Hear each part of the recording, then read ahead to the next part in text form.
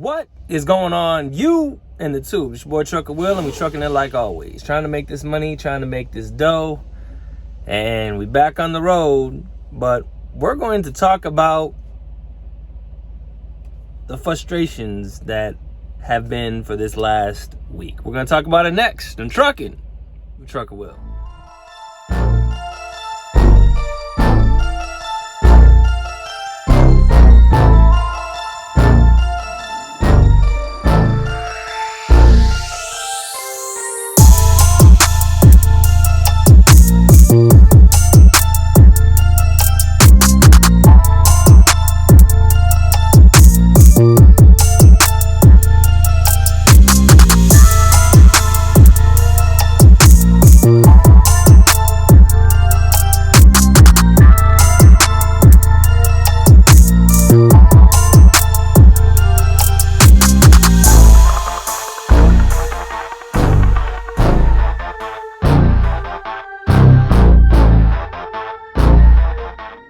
What's going on, YouTube?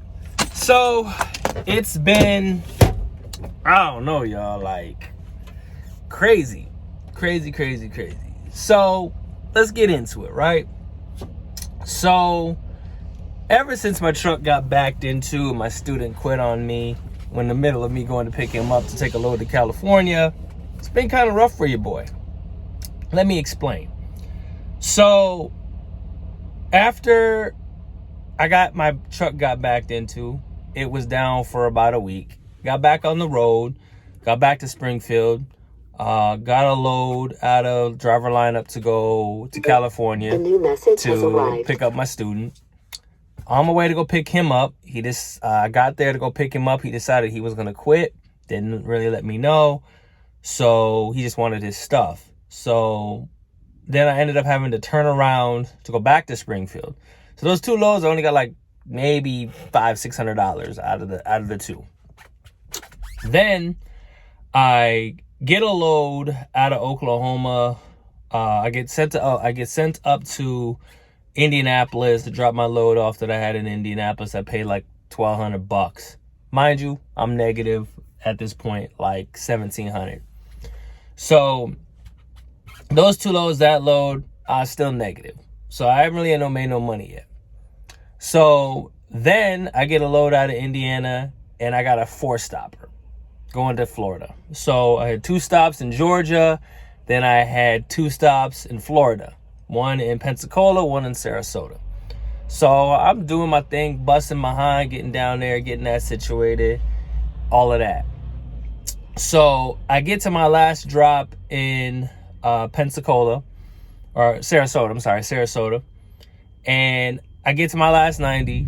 Now, these places, one of the stops was a restaurant depot. Anybody that goes to these restaurant depots, FYI, typically they're ridiculously hard to get into. The turning, the backing, it's confined, and they're not meant for trucks to get into. They're confined. You can do it, it's just that you got to be careful. Your boy made a mistake. The sign clearly said customer parking. So I look back, I see some trucks pointing this way. I got going out. So I'm like, oh, okay. Obviously, this says customer parking. So obviously the next entrance would say truck parking. It's typically. So I get up there. It says make a wide turn. So I make a wide turn and I get up in there and I pull up. You can't really see. You pull up and there's nothing. It's nowhere for you to pull or turn around, anything. So what you should do, instead of tearing stuff up, what your boy do? And it was a blind back, you had to back off into a street. Your boy had to call them boys, them 5-0. Hey, the non-emergency number, this is in Georgia. I said, hey, I'm at the restaurant depot. I need a little help to back out. So I don't kill nobody, nobody hits me, I hit nobody, I don't tear no public property, because that's not something you want to have crime pay for or yourself pay for. So cops came through, stopped traffic. I did not care. I don't care. I'm a black traffic, so I do not tear something up. I do not care. Blocked traffic, got backed out, got going, pulled in the other way, make sure I don't tear up no property, got in, backed in. That was in Georgia. Then I got done, made my way down to Pensacola, dropped that load.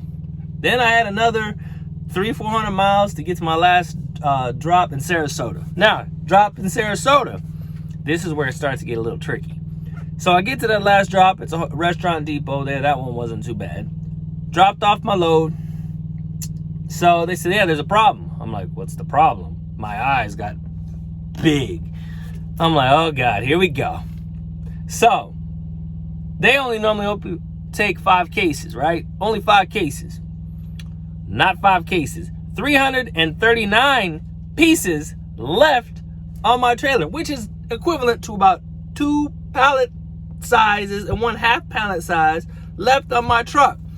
So at this point, I got like maybe 2 hours left to get to where I need to go.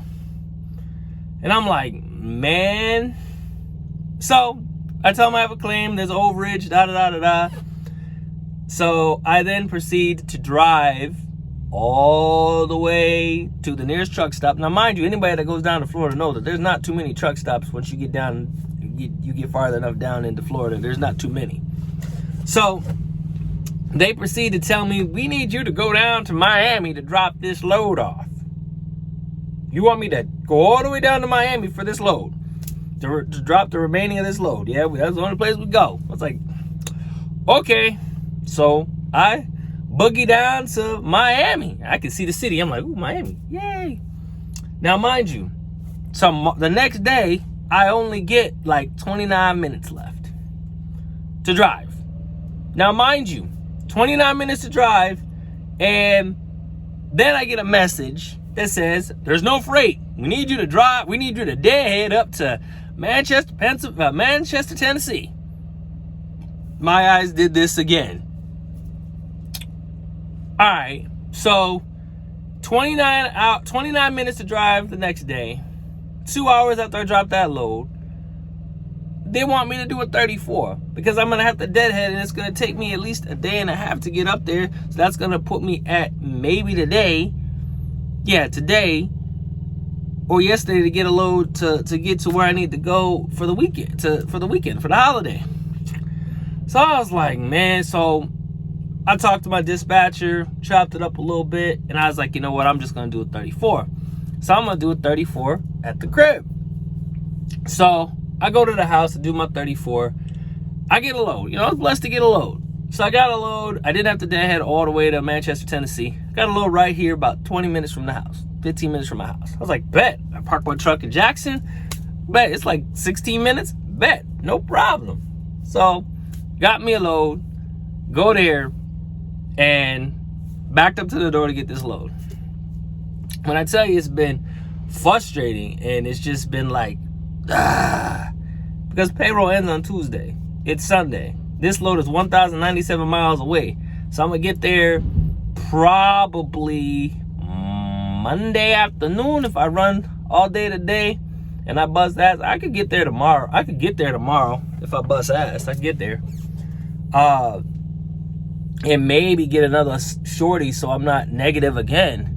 But when I'm telling you that when my truck got backed into and then my student quitting on me, it's been crazy. Like, negative, it's like, gotta check, negative. Gotta check, negative.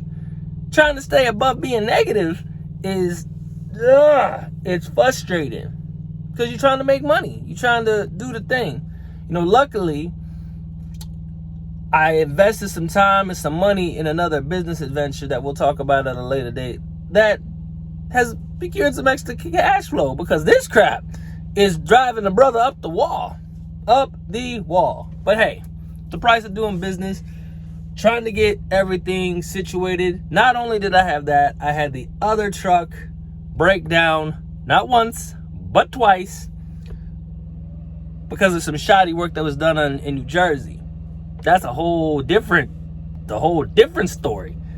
So we'll get into that maybe in the next video. I'll tell you about that. But long story short, we're getting back to the grind. We're getting back to the hustle. This truck is almost done. I only got a few months left, and then I can make my decision that's gonna positively affect the rest of my trucking career, the rest of my life, as we keep moving forward. But boy, does it test your patience, your endurance, and your stress level, because your boy's been stressed. But it's the price of doing business. Time, energy, that's trucking, right? So do me a favor, guys. We're going to keep on trucking. We're going to keep on rocking. We're going to keep trying to put these videos out so we can educate you, educate other people that decide they want to come back into the trucking industry and make this money, make this dough. Do me a favor, like, subscribe, share, hit the bell below so you know when I come out with new videos. Remember to be blessed, less stress, keep that left door closed, that right foot down, only when it's safe, and have a safe and great Thanksgiving. I'll catch you on the next one. Safe trucking, y'all.